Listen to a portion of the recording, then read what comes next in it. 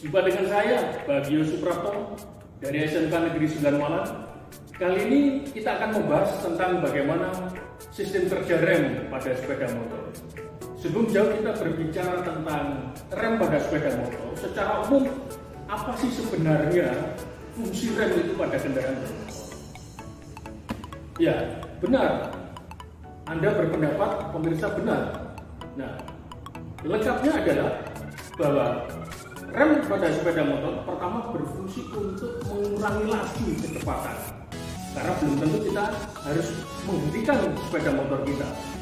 Kita mengurangi laju karena kondisi jalan, entah itu macet, licin, berbelok, dan sebagainya. Kemudian baru pada saat kita sudah mencapai tujuan atau kita memasuki kawasan lampu merah di persimpangan jalan, kita baru menghentikan rem. Nah, itulah fungsi rem. Nah, apabila rem ini ternyata dengan fungsi sedemikian ternyata tidak seperti yang kita harapkan pada saat kita mengendalikan sepeda motor, apa yang terjadi? Sebagus apapun kondisi dari komponen yang lain melaju dengan nyaman dan sebagainya, tetapi begitu kita mulai menekan rem dan bermasalah, habis sudah. Nah, kali itu saudara-saudara pemirsa, mari kita akan lebih lanjut mempelajari rem ini dari sisi prinsip kerjanya seperti apa. Prinsip kerja rem ini sebenarnya menurut fisika, ya, ilmu fisika dikatakan bahwa kerja rem ini merubah energi kinetik putar itu, merubah energi kinetik, kemudian berubah menjadi energi panas, bukan dibakar tapi panas dalam bentuk gesekan. Jadi putaran, laju putaran diubah menjadi energi panas dalam bentuk gesekan, jadi digesek. Nah, seperti itu kerja dari rem. Nah, kemudian yang kita ketahui pada sepeda motor ada dua sistem pengereman. Yang pertama menggunakan sistem drum atau kita mengatakan sebagai rem tromol. Yang kedua dengan menggunakan sistem disc atau kita mengatakan sebagai rem cakram. Nah, oleh karena itu perlu kita mempelajari lebih lanjut bagaimana kita bisa untuk tentang rem ini bisa kita pertama kita bisa memeriksa apakah ada kekurangan, apakah ada gangguan, bahkan sampai ada kerusakan. Nah, tujuan kita mempelajari dari sistem pemeliharaan rem ini, pertama kita lihat, diharapkan kita mampu untuk memasang perlengkapan pengaman kendaraan sebelum kita melakukan servis rem tersebut. Kita amankan posisi kendaraan kita. Kemudian yang kedua, kita nantinya mampu menggunakan alat pelindung diri. Nah, di masa-masa COVID seperti ini di luaran saja sudah harus menggunakan masker. Kita pun juga nanti demikian. Ada banyak partikel-partikel atau kotoran, harus melindungi diri kita dengan menggunakan seperti masker. Ya, kemudian ada mungkin nanti minyak-minyak rem yang kemudian itu mengandung bahan kimia berbahaya, tidak hanya untuk komponen sepeda motor, ya, tetapi juga untuk mungkin bagian kulit tubuh kita. Minimal kita lindungi, ada sarung tangan. Nah, seperti itu. Kemudian kita mampu melaksanakan pemeriksaan komponen sistem rem, ya, sesuai dengan syarat-syarat. Nah, jadi waktu pemeriksaan kita tidak sekedar memeriksa, tapi tidak mengetahui apa yang kita periksa, tapi kita mengetahui setidaknya di mana posisinya, apa nama-namanya. Dan kemudian setelah itu baru kita melaksanakan pembongkaran dengan sesuai prosedur syarat. Dan yang keempat, kita dikatakan harus mampu mengidentifikasi kerusakan sistem rem. Apakah memang ini sekedar aus, ataukah memang sudah mengalami kerusakan? Nah, kita harus membedakan di sana. Dan kemudian kita mampu mengisi penilaian komponen. Oh, komponen ini ternyata masih bisa di setel ulang. Oh, komponen ini ternyata harus diganti karena memang sudah mengalami kerusakan. Nah, kemudian bagaimana kita mampu memberikan rekomendasi servis. Servis apa yang perlu kita catat, kita tuliskan, dan kemudian apakah perlu sekedar penyetelan, ataukah perbaikan, ataukah harus mengganti komponen tersebut. Dan yang ketujuh, kita mampu melaksanakan pekerjaan pemeliharaan servis sistem rem tersebut sesuai dengan prosedur pemeliharaan servis sistem rem. Tentu saja memang mengacu pada buku panduan atau buku manual atau buku petunjuk yang lainnya. Itu sebagai tolak ukur, tapi tidak harga mati. Hanya ini yang harga mati, maksudnya adalah tidak langsung pada saat ini sesuai dengan buku harus diganti, tidak. Tapi kalau masih sesuai dengan batas aman yang direkomendasikan, maka kita perlu penyetelan kembali. Dan yang terakhir, yang ke-8, kita harus bekerja dengan cermat, ya, teliti, dan taat asas. Itu yang terpenting, baik itu asas untuk keselamatan kerja, prosedur kerja, termasuk juga asas bagaimana juga nantinya bahwa kendaraan ini akhirnya bisa kita pakai dengan nyaman dan aman. Nah, oleh karena itu, maka untuk lebih detailnya lagi, kita nanti akan bersama-sama mempelajari, kita akan melihat, menyaksikan sendiri bagaimana komponennya perlu kita pelajari dan kalau perlu kita servis. Kita akan sepeda motor.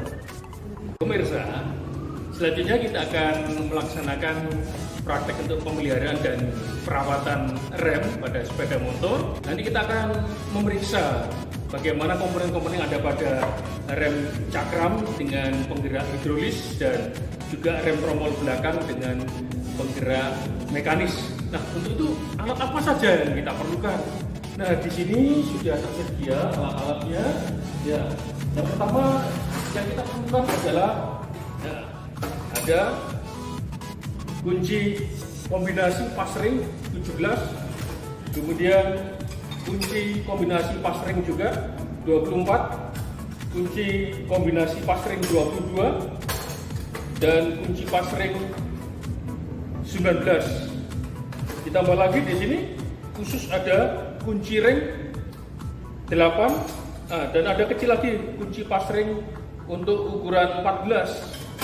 Kemudian tang kombinasi, kemudian ada obeng plus, kuas, kemudian di sini ada mistar baja, kemudian ada kunci Allen, kunci L, dan kemudian majun atau lap nantinya yang kita gunakan untuk membersihkan, dan kemudian ada alat ukur bantu yang lainnya. Yang pertama adalah di sini ada jangka sorong atau vernier caliper.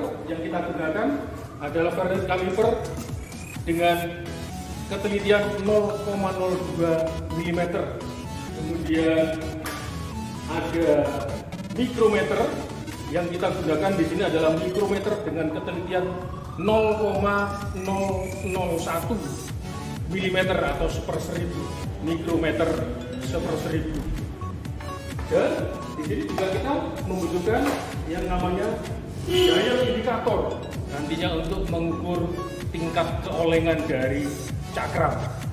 Dan butuhkan lagi oli, kemudian grease, dan minyak rem dengan DOT 3 untuk standar Indonesia.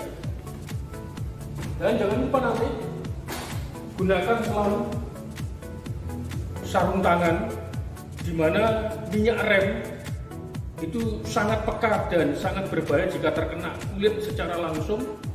Bahkan dari cat saja bisa terkelupas dan besi bisa korosif. Karena itu gunakan selalu alat keselamatan kerja pelindung diri kita. Demikian alat yang akan kita gunakan untuk servis. Selanjutnya kita akan mulai dari pengukuran. Selanjutnya kita awali dengan pemeriksaan ketinggian minyak rem di dalam reservoir. Apakah sudah benar-benar di atas batas lower, batas aman dari kondisi minyak rem di dalam reservoir. Pemirsa, pemeriksaan batas atas aman dari minyak rem di dalam reservoir, kita akan menyaksikan bahwa di sini ada lubang yang terlihat, ada jendela. Di sini kita lihat bahwa ternyata permukaan dari minyak rem ternyata di sini adalah pada posisi di atas batas lower.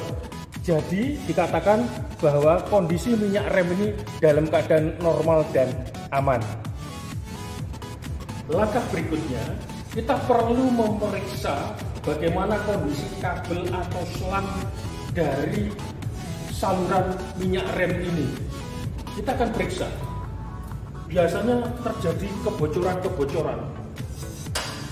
Ya, rupanya dalam keadaan kondisi kering tidak terjadi kebocoran sedikit pun, ya, maka bisa dikatakan bahwa kondisi dari kabel atau selang minyak rem ini dalam kondisi baik.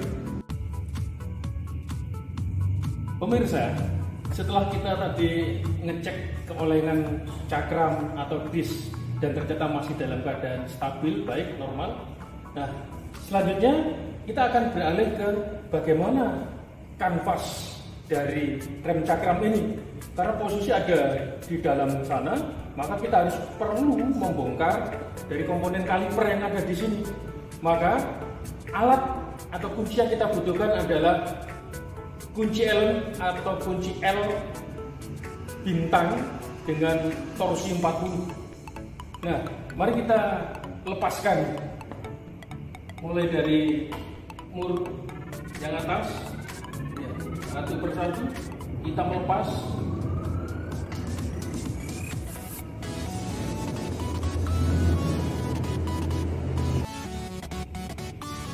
Pemirsa, kaliper sudah kita lepaskan dan sekarang kita sudah mendapatkan kanvas rem depan, maka kita akan melakukan pengukuran. Jadi untuk pengukuran dari kanvas rem cakram depan ini juga ada 3 titik yang perlu kita lakukan pengukuran untuk perbandingan di mana letak yang paling mengalami keausan. Nah, pertama kita mengukur di mana kanvas menyatu dengan plat, maka dari total tebal plat dan kanvas ini kita ukur terlebih dahulu dengan menggunakan Vernier caliper yang kita pakai di sini spesifikasi dengan ketelitian 0,02 mm. Nah, bagaimana kita akan melakukan pengukuran ini dengan cara yang benar? Pertama dari sudut-sudut, dari tepi, tengah, dan tepi lawannya. Ya, maka kita akan mendapatkan ukuran berapa? Kita lihat dari yang paling tepi terlebih dahulu. Ya, kita jepit di sini. Iya. Nah, dari hasil pengukuran di sini skala utama dari Vernier caliper ini menunjukkan angka atau strip yang ke-7, berarti menunjukkan ukuran 7 mm pada skala utama. Sedangkan pada skala non-use-nya, nah kita lihat pada skala non-use-nya, nah ternyata di sini kita lihat yang lurus dengan garis atau strip pada ruas skala utama itu adalah pada angka 3. Ya, angka 3. Ya, dengan demikian kita melihat sebentar, bukan angka 3 ini. Nah, pada angka 1, saudara, pada angka 1. Nah, sehingga kalau dihitung di sini, nah, yang paling dekat memang angka 1. Kita harus melihat yang paling lurus. Nah, ternyata pada angka 1, bukan 3. Ya, angka 1 berarti strip ke-5.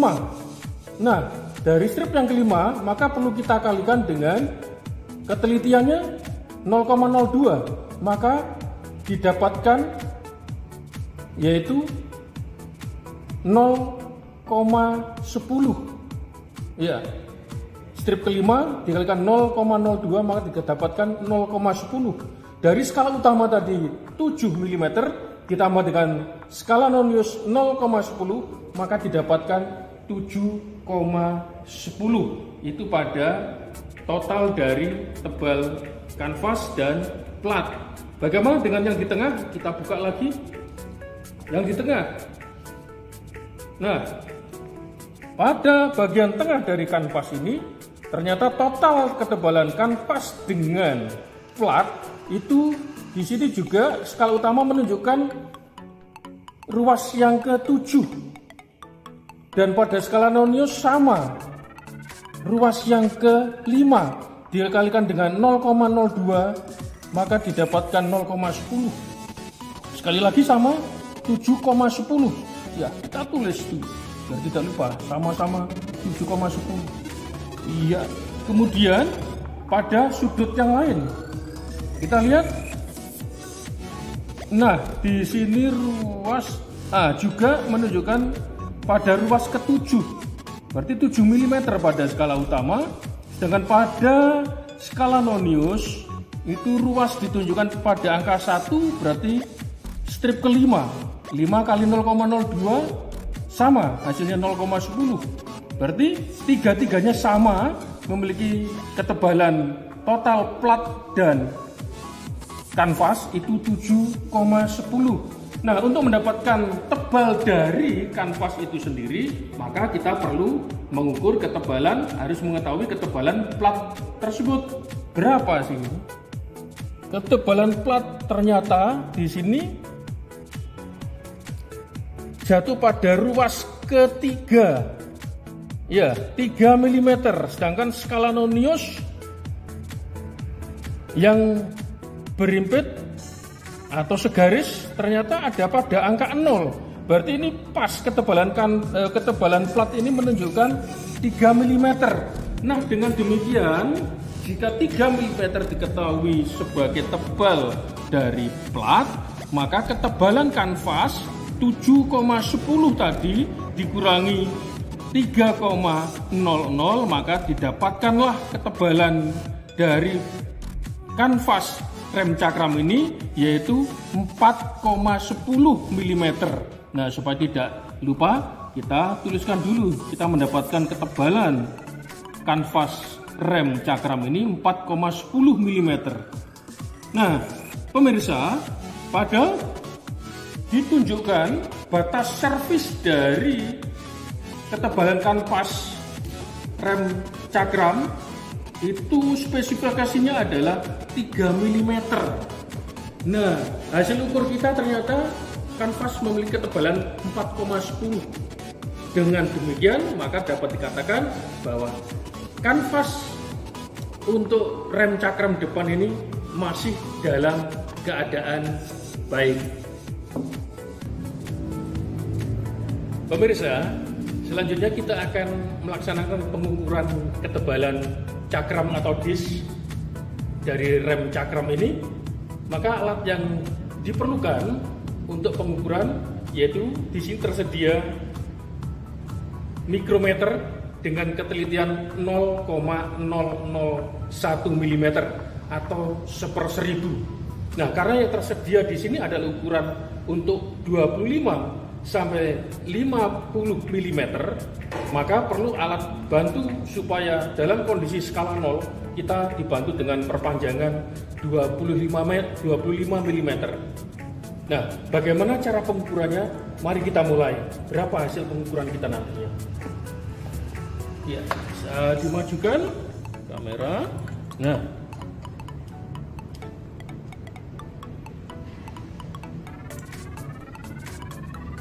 kita ukur di sini dibantu dengan alat perpanjangan 25 mm.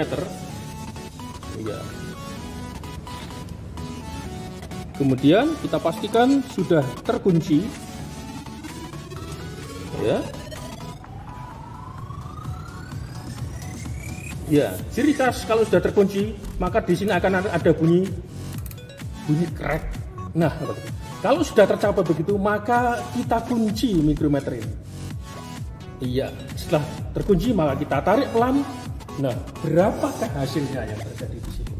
Setelah kita lepaskan yang 25 tadi, maka skala yang terjadi pada skala utama, pada skala sleeve itu menunjukkan 29. Menunjukkan angka 29 mm. Ya, karena sudah dikurangi dengan 25 mm, maka hasil ukuran ketebalan tadi adalah 4 mm. Nah, tetapi kita tidak bisa mengabaikan pada skala timbelnya, di mana di sini akan menentukan akurasi dari hasil ukuran kita. Kalau dilihat tadi angka utama menunjukkan 4 mm, ya, setelah kita kurangi 25 mm, nah, pada skala timbel ditunjukkan pada angka yang paling lurus. Di sini ternyata menunjukkan pada angka atau ruas yang ke-13, ruas ke-13.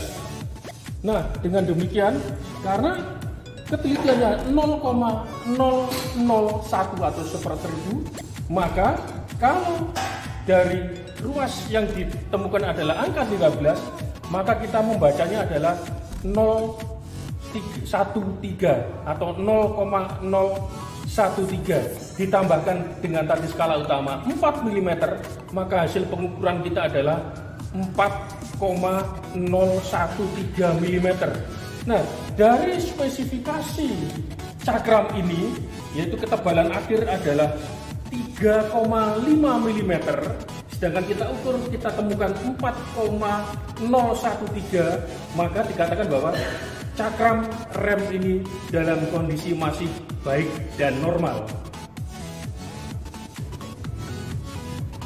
Pemirsa yang budiman, selanjutnya kita akan mengukur tingkat keolengan dari disc brake atau cakram ini, di mana spesifikasi dari keolengan itu adalah 0,3.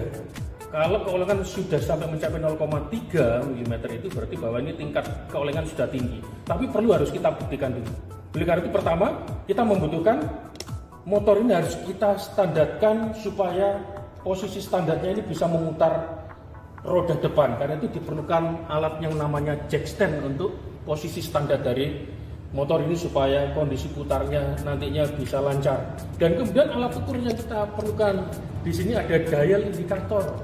Nah, dial indikator ini yang nanti akan menentukan tingkat keolengan, akan kita bisa ketahui akurasi tingkat keolengan dari cakram ini. Mari kita ukur bersama-sama. Pertama, siapkan ini meja atau papan yang kuat untuk supaya magnet dari ini dial ini bisa menempatkan pas tegak lurus begitu. Kemudian tempatkan jarum pas pada permukaan cakram, kemudian kunci supaya dial tidak jatuh. Nah, meskipun goyangin tidak jatuh. Nah, kemudian baru skala ini kita nolkan, kita geser ke 0. Mana skala nolnya? Mungkin bisa kita lihat di sini. 0. Iya, sudah tercapai 0. Iya, sudah tercapai 0. Nah, selanjutnya mari kita putar bersama-sama. Mungkin bisa dilihat di sini. Kita putar. Nah, kita putar. Nah, pada saat diputar ternyata jarum ini menyimpang ada 10 ruas kecil-kecil. Jadi membacanya kita ini di sini dibaca yaitu 1 atau 10 dikalikan dengan ketelitiannya 0,01, maka penyimpangan ini yang terjadi adalah 0,1 mm. Nah, tadi spesifikasi adalah 0,3. Nah, karena penyimpangan masih 0,1 menunjukkan bahwa keolengan cakram ini masih dalam batas wajar dan normal.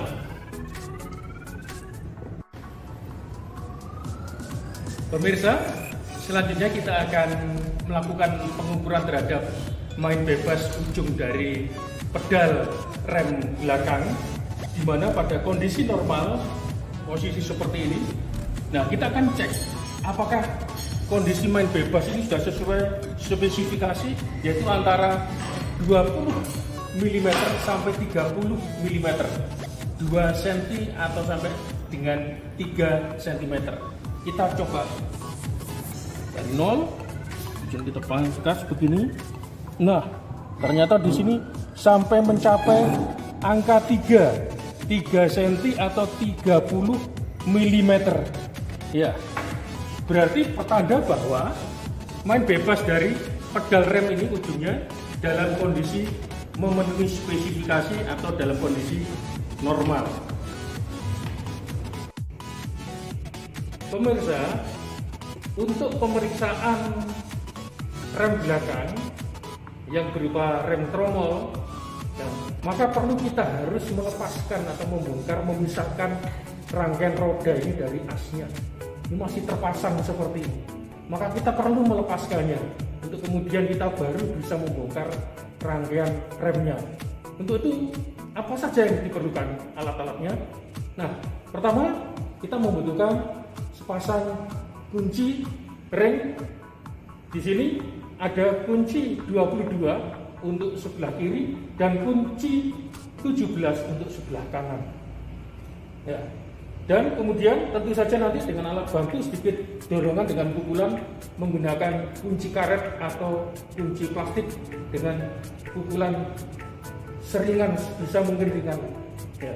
Kemudian kita nanti juga akan melepaskan semua yang ada kaitannya dengan rantai. Mari kita mulai melepaskan.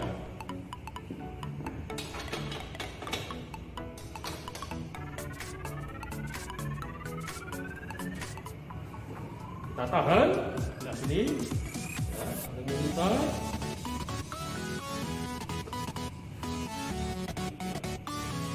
ringan.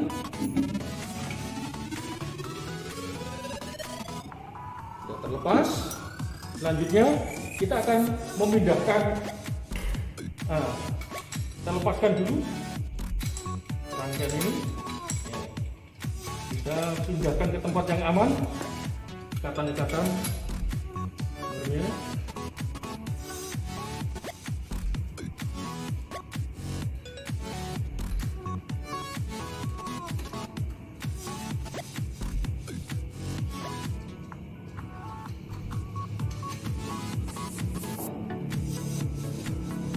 Kemudian yang kanan.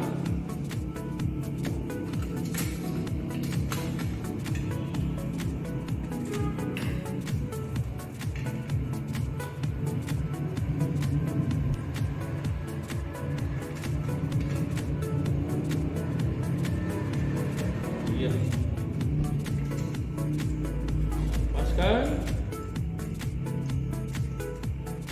persatu sehingga penghalang dan pengikat untuk kita melakukan pelepasan roda ini tidak ada satupun halangan. Kita akan melepaskan roda ini, maka terlebih dahulu dibantu dengan ketukan palu.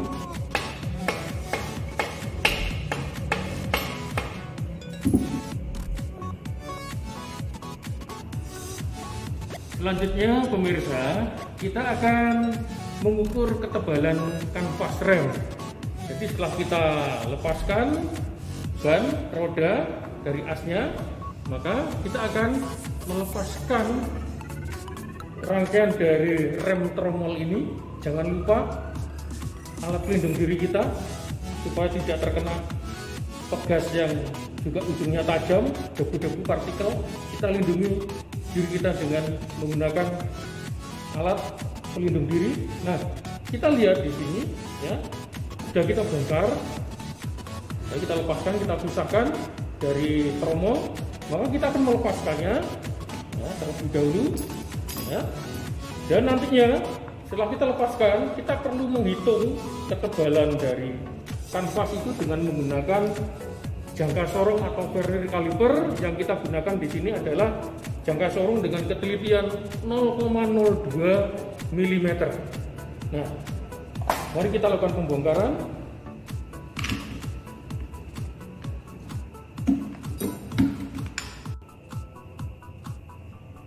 Nah, untuk mendapatkan ukuran dari kanvas, maka karena tadi yang kita hitung 7,30 pada masing-masing sudut atau titik itu sama, maka untuk mendapatkan ketebalan kanvas, kita kurangi ketebalan total tadi 7,30 dikurangi ketebalan platnya saja. Nah, platnya di sini kalau kita dapatkan skalanya di sini, pertama skala utama didapatkan atau masuk pada milimeter yang ketiga, 3 mm pada skala utama. Nah, sedangkan pada skala nonius ternyata di sini yang lurus adalah pada angka 4 atau dikatakan pada strip yang ke 40. Nah, kalau dikatakan pada strip yang ke 40 demikian, maka 40 dikalikan 0,02 maka didapatkan 0,80. Jadi dikatakan tebal plat ini ternyata adalah tebal platnya sendiri adalah 3,80. Nah, tebal plat 3,80. Kita tulis dulu. Nah, sedangkan tebal totalnya adalah 730, tebal platnya ketemu 3,80, maka diperoleh, harus dikurangi ya, maka diperoleh ketebalan kanvas adalah ya, didapatkan 3,50 mm atau 3,5 mm. Kita tulis di sini. Nah, 3,5 mm itu ketebalan dari kanvas rem. Nah, sedangkan batas servis dikatakan yaitu 2,0 mm. Sedangkan kita temukan hasil hitungan kita tadi ternyata ketebalan kanvas 3,5 mm. Jadi dapat disimpulkan bahwa kondisi kanvas ini dalam kondisi masih layak pakai atau masih dalam keadaan baik. Selanjutnya kita akan memasang kembali. Pemirsa, selanjutnya kita akan mengukur kondisi diameter dalam dari tromol liningnya. Kita akan mengukur sejauh mana tingkat keausan yang terjadi pada tromol di dalam yang juga bergesekan dengan kanvas rem. Nah, di sini kita akan bisa mengukur masih sama menggunakan vernier caliper. Nah, pastikan bahwa vernier caliper yang kita gunakan untuk pengukuran itu sudah ada ini, apa ini namanya? Ada takiknya atau ruas yang lurus masuk lurus ke dalam ini. Ya. Ini untuk mengukur luar. Demikian untuk nanti kita mengukur pada bagian dalam ada takik lurusnya ini, sehingga pada saat kita mengukur bagian diameter dalam itu dapat terjangkau dengan akurasi yang tinggi, presisi. Nah, untuk mengukur bagian diameter dalam tromol ini maka kita menggunakan bagian ukuran diameter dalam pada vernier caliper atau jangka sorong ini. Mari kita ukur dengan cara kita cari nantinya diameter tingkat keausan adalah dengan diameter yang terbesar. Itu adalah titik ukur tingkat keausan dari tromol dalam ini. Jadi kita lihat di sini, jangan sampai keliru bagian luar ya. Nah, ini bagian luar keliru.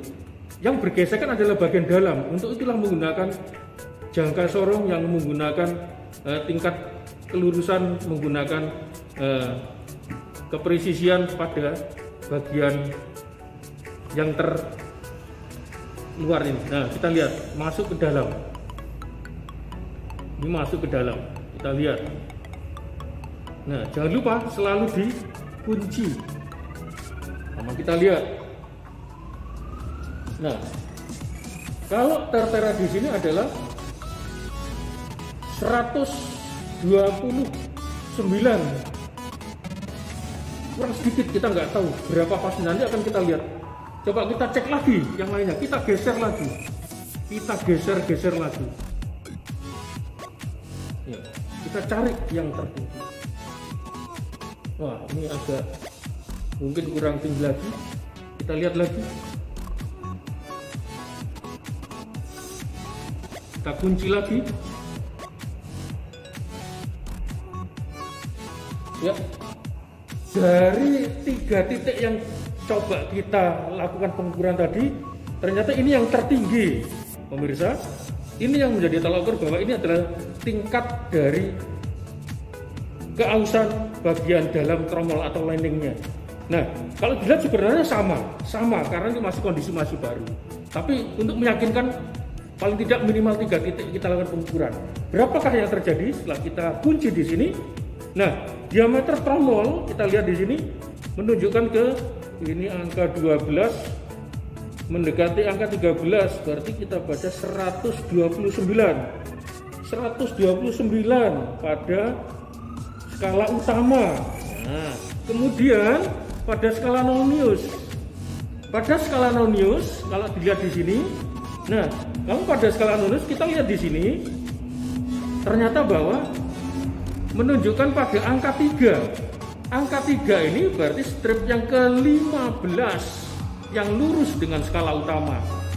Berarti strip angka 15. Maka angka 15 ini, strip 15 ini kita kalikan ketelitian 0,02, maka diperoleh yaitu 0,30. Jadi kalau digabungkan maka skala ini menunjukkan 0,30. Skala utama 129 ditambahkan dengan skala nunus 30. Nah, jadi ketemu di sini bahwa diameter tromol, ya, diameter tromol yang kita ukur adalah 129,30 atau 0,3 mm. Ya, dan spesifikasi ya batas servis itu adalah 131 mm. Nah, dengan demikian hasil pengukuran kita tadi menunjukkan bahwa tromol ini masih dalam kondisi sangat baik karena belum mengalami keausan yang signifikan. Demikian. Ya, kita pasang kembali kanvas pada platnya. Oke. Ya. Nah, selanjutnya kita akan mencoba atau memeriksa bagaimana fungsi man bebas dari brake cam rem tromol ini. Bisa diperhatikan di sini ya. Ya, perhatikan. Nah, ternyata dapat kita simpulkan kondisi dari brake cam tromol ini berfungsi dengan baik. Setelah kita melakukan pengukuran terhadap tromol, ya, diameter tromol dan juga kanvas rem ketebalannya, setelah semuanya setel, kita kembalikan, kita pasang kembali komponen rem terhadap tromolnya, dan tentu saja setelah itu kita pasang kepada komponen roda, dan roda kita kembalikan kepada sepeda motornya. Untuk pemasangannya, mari kita ikuti. Pemirsa sekalian, kita kembalikan posisi roda ini pada porosnya. Nah, pastikan sudah pas pada porosnya, kemudian dengan palu karet atau palu plastik kita ketuk, hati-hati jangan terlalu keras.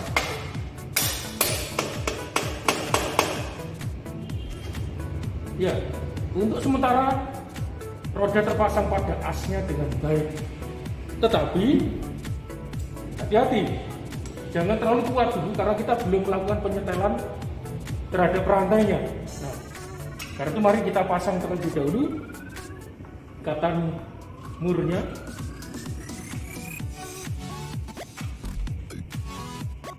Dengan sebelah. Oke. Dengan menggunakan kunci sebelah kiri, kita menggunakan kunci 22. Kunci untuk sebelah kanan kita menggunakan kunci 17.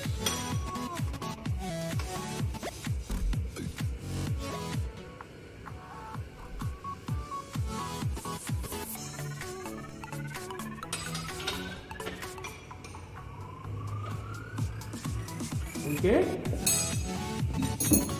Selanjutnya kita akan memasang juga untuk setel rantainya. Yang kanan pun juga demikian.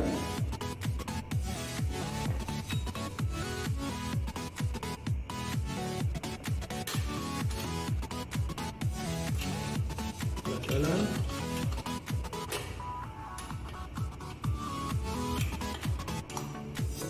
Buat pelan-pelan, tapi ini juga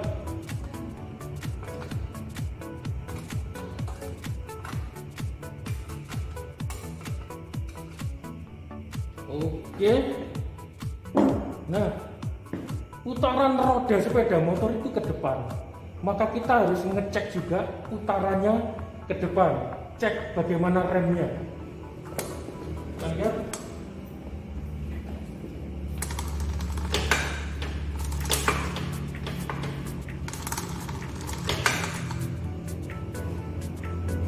Oke, sudah bagus remnya.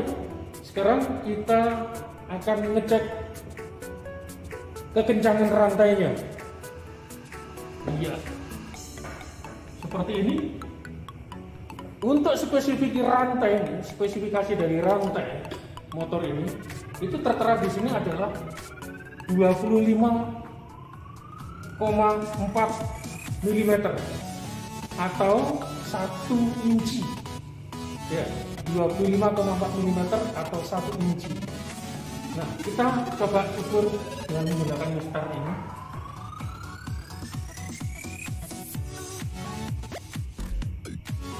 Nah, kalau bisa didekatkan, maka di sini tepat. Kalau dari angka 4 naik ketiga, kedua, antara 2 dan 1 pas 25 mm. Jadi rantai ini kekencangannya sudah bisa dikatakan sesuai spesifikasi. Nah, setelah itu maka perlu kita cek kembali. Nah, mungkin ada rantai yang kering dan sebagainya. Nah, perlu kita memberikan pelumasan. Nah, jangan lupa. Ya, jangan lupa pelumasan. Oke, demikian pemirsa, kita sudah melaksanakan pemasangan kembali untuk bagian roda belakang pada saat kita tadi melakukan pemeriksaan rem tromol. Demikian pemirsa budiman, kita sudah menyelesaikan pemeriksaan perawatan terhadap komponen rem cakram, rem tromol, dan kita sudah mendapatkan spesifikasi yang tadi bersama-sama kita bahas. Nah, dengan demikian maka usai sudah kita melakukan servis saat ini untuk rem cakram dan rem tromol, maka kembali alat-alat harus kita simpan, kita kembalikan ke tempat semula, dan tentu saja harus kita bersihkan terlebih dahulu. Nah, alat itu tadi yang kita pakai harus kita bersihkan. Persatu ini kena oli, kena kotoran, ya, satu persatu.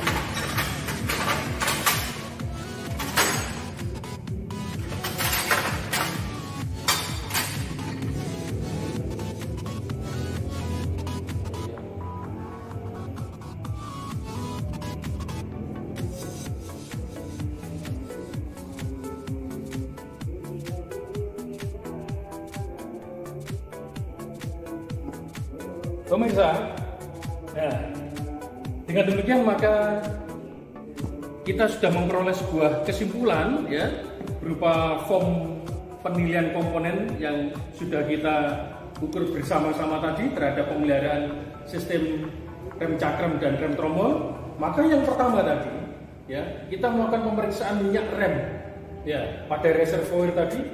Ternyata pada reservoir tadi kita mendapatkan sebuah spesifikasi bahwa harus di atas tanda batas lower, dan ternyata bahwa hasil ukur kita tadi pada lubang bundar tadi kita bisa mendapatkan bahwa garis ukur dari minyak rem ternyata berada di atas lower, berarti pertanda bahwa kondisi minyak rem dalam keadaan baik.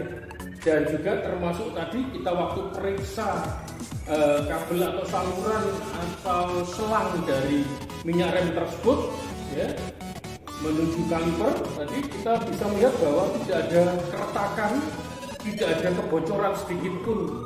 Maka dapat kita katakan pengamatan kita ternyata bahwa kondisi dari saluran minyak rem dalam keadaan baik. Dan kemudian kita melakukan pengukuran ketebalan kanvas, ya. Kanvas tadi ternyata juga demikian. Kita diberikan spesifikasi untuk batas ukur adalah 3 mm, dan ternyata tadi setelah kita ukur, kita mendapatkan ketebalan kanvas rem cakram tadi itu adalah 4,10 mm. Nah, dengan demikian bahwa kanvas tersebut ternyata masih dalam kondisi bagus. Nah, kemudian kita juga melakukan pengukuran ketebalan disk atau cakram dari rem cakram depan. Nah, apa yang kita bisa dapatkan tadi? Nah, batas servis untuk rem cakram depan itu ketebalan harus 3,5. Kurang dari 3,5 maka akan terjadi panas yang berlebih, bahkan juga piringan atau cakram itu bisa hancur. Oleh karena itu, jangan sampai pada saat kita mengukur itu di bawah 3,5. Dan ternyata kita tadi waktu melakukan pengukuran mendapatkan angka berapa pemirsa? Yaitu masih ingat 4,013 mm.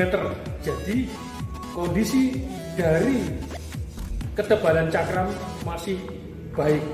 Kemudian setelah itu kita ke cakram, kita cek keolengan tadi ya dengan menggunakan dial indikator, dan ternyata pun juga demikian, batas untuk keolengan maksimal itu 0,3 mm. Ternyata tadi kita mendapatkan hasil keolengan adalah 0,1 mm. Berarti keolengan dari disk brake juga masih dalam keadaan baik. Kemudian juga kita melakukan kemudian waktu kita mengukur jarak main bebas ujung pedal rem tromol, tadi kita ke arah rem belakang rem tromol, ternyata bahwa kita mendapatkan hasil ukur tadi itu adalah 3 cm atau 30 mm. 30 mm, padahal spesifikasi yang diminta adalah 20 sampai 30 mm, dan ternyata kita mendapatkan 30 mm. Maka dikatakan bahwa main bebas ujung pedal rem tromol dalam keadaan baik. Dan kemudian kita melakukan pemeriksaan terhadap ketebalan kanvas rem tromol, rem belakang tadi. Ya, batas servis itu kita mendapatkan ukuran 2,0 mm, dan ternyata setelah kita ukur tadi ternyata bahwa ketebalan kanvas rem belakang itu kita memperoleh ketebalan 3,5 mm. Berarti pertanda bahwa kanvas rem belakang pun ketebalan masih dalam kondisi baik. Dan kemudian kita mengukur diameter tromol. Ya, tadi kita melakukan pengukuran diameter tromol. Ya, setelah kita ukur, tadi kita mendapatkan 129,3 mm. 129,3 mm. Padahal batas servis yang ditentukan adalah maksimum 131 mm. Nah, karena kita masih di kisaran 129, maka dikatakan bahwa diameter tromol dalam ternyata masih dalam kondisi baik. Dan kemudian kita cek semuanya tadi. Terakhir kita sudah bisa melihat bahwa pemeriksaan untuk brake cam rem tromol. Nah, tadi sudah kita coba. Nah, kita bisa melihat semuanya, ternyata juga brake cam dalam keadaan baik. Nah, dengan demikian maka apa yang sudah kita lakukan tadi ternyata sudah mendapatkan hasil yang maksimal. Oleh karena itu, pemirsa sekalian, marilah kita selalu meningkatkan pengetahuan dan keterampilan kita, sehingga segala ilmu yang kita dapatkan akan selalu bisa bermanfaat bagi kita dan juga sesama. Saya Bagio, sampai jumpa pada pertemuan berikutnya. Salam otomotif.